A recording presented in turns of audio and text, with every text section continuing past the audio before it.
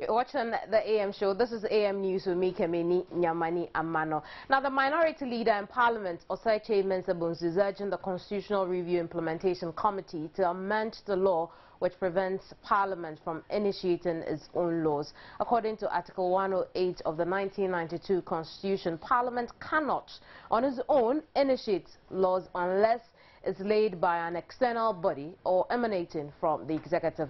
However, the Minority Leader, Osaiche Mensah-Bonsu, argued such a position weakens the role of legislature in formulating laws as a major arm of government. He said calls for successive speakers to give a purposeful interpretation to that provision have proven futile. It is one defect that may have to be redressed by constitutional review process, he pointed out.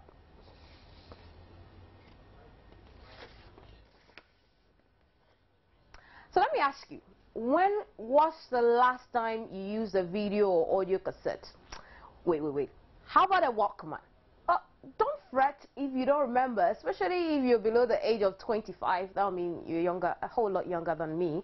But as the popularity of CDs and other digitized materials soar, video and audio cassettes have sadly, and I mean that, sadly become extinct.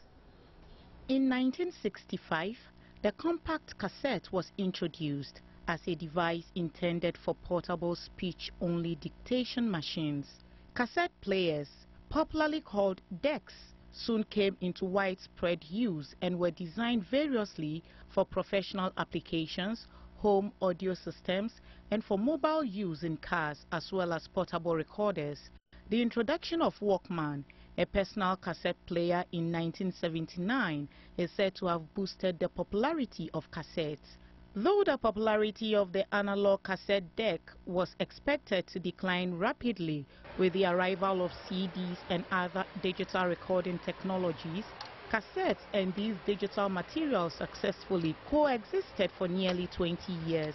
However, Ghanaians experienced the shift from cassette to CDs at the turn of the century. Watching movies and listening to music has evolved over the years as people have gradually moved from video and audio cassettes to CDs. I've been roaming around for a while now and I've not sighted any video or audio cassette players. What is in vogue now actually are CD players that also accept SD cards and flash drives. Dealers as well as users tell me because it is digitized, it is more convenient. Previously, the cassettes move all right, but now the cassette players and these kind of machines all tend to DVDs. So people like to buy the CDs than the cassettes. That's why we go into the CD business. The CD can last maybe 2-3 years unless you handle it well. Other than that, the scratches and then they move. Even at all, if you play 1, 2, 3, some of the machines, the lens are not good. For user John, it is about what is trendy.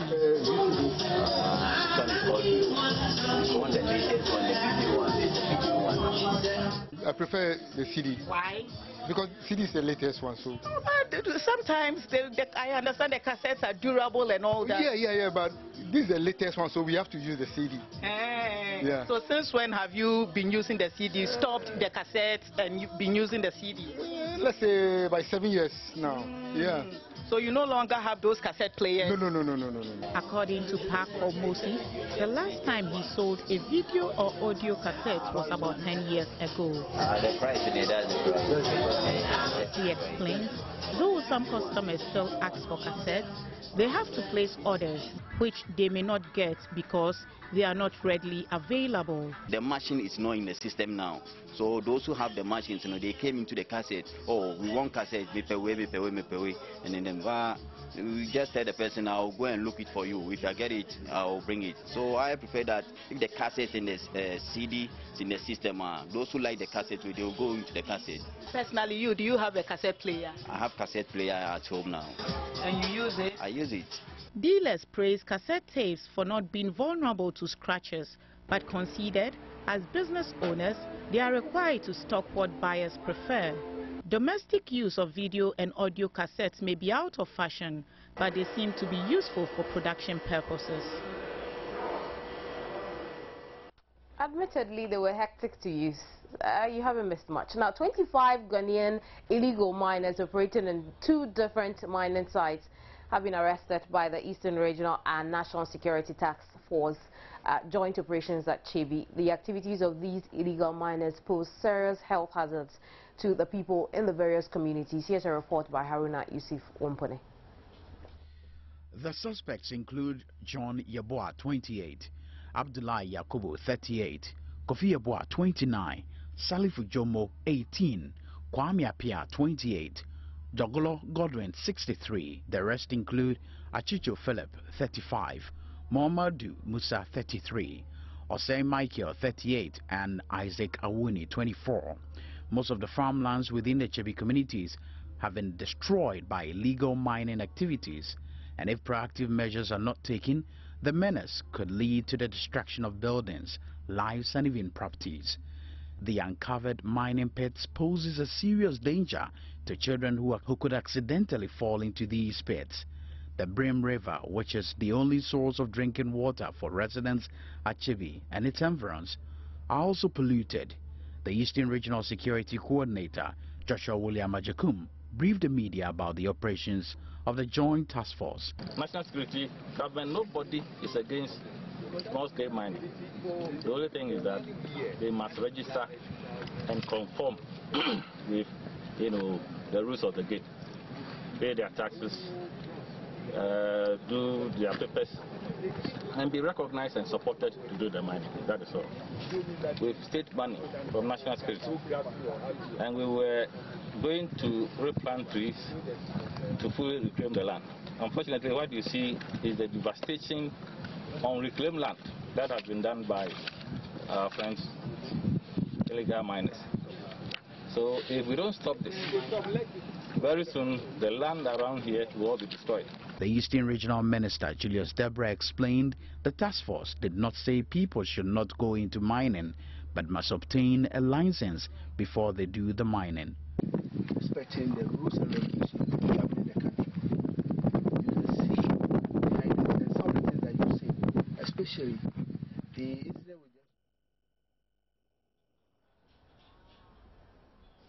Off to the Volta region, the whole municipal chief executive, Jifa Adinyura, has called on chiefs and elders to cooperate with stakeholders in education to raise the standard of education in the municipality.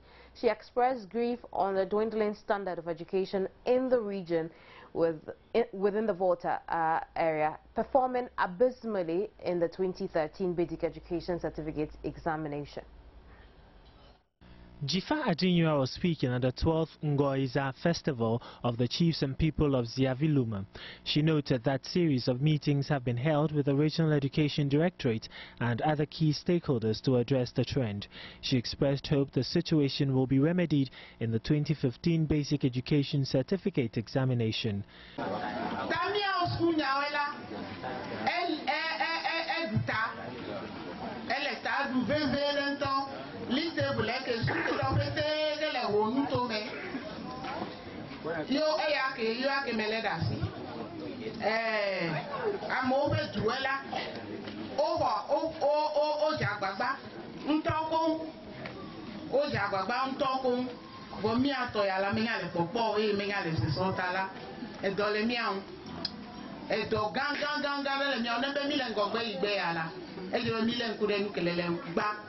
She also indicated that it is very essential for pupils to have a very good educational foundation in their formative years.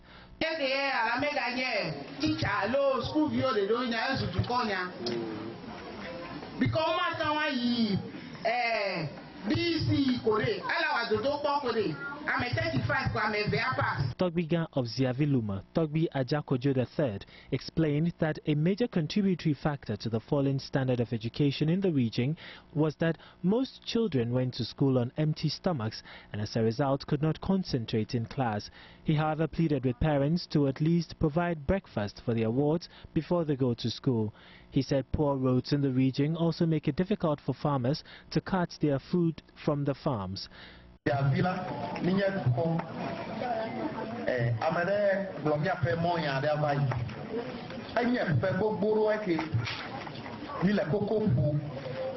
Then you have municipal assembly.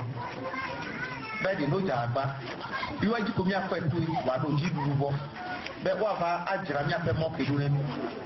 I don't let me have to Melilla Agreement, who can be well, or show me a friend to Melilla, who are coming. I can have a moment you. But what Jagba is important. Ngoiza is an annual celebration instituted to raise funds to provide social amenities for the community.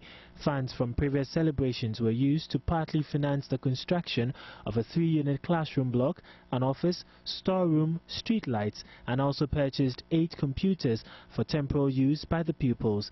This year's fund will be channeled towards the completion of an ultra-modern ICT laboratory, books, library, and an office which is 40% complete. Komlado filed this report for Joy News. As you heard earlier on the show, traffic on the Malam Kaswa Road has been diverted at the Dunkona Junction near the Wager ShopRite supermarket to make way for the construction of an interchange. The interchange is expected to ease congestion on the stretch once the nearby West Hill Mall is opened to shoppers. At 1 p.m. on Sunday, the diversion was open to traffic. The 650-meter temporary diversion is to the right of the Accra-bound lanes. The Kaswa-Cape Coast-bound lanes will also be closed and diverted. The diversion will be followed by the construction of an underpass, which will allow shoppers to access the West Hills Mall in order to ease congestion on the main road. We don't want to disturb the flow of traffic when the mall is in full swing. Vehicles from Kaswa to Accra will have to go unencumbered, unobstructed at all, straight away to their destination. And those that will be accessing the mall will have to divert off the road. And those two from Accra wanting to have something to do at the mall will have to go through the underpass.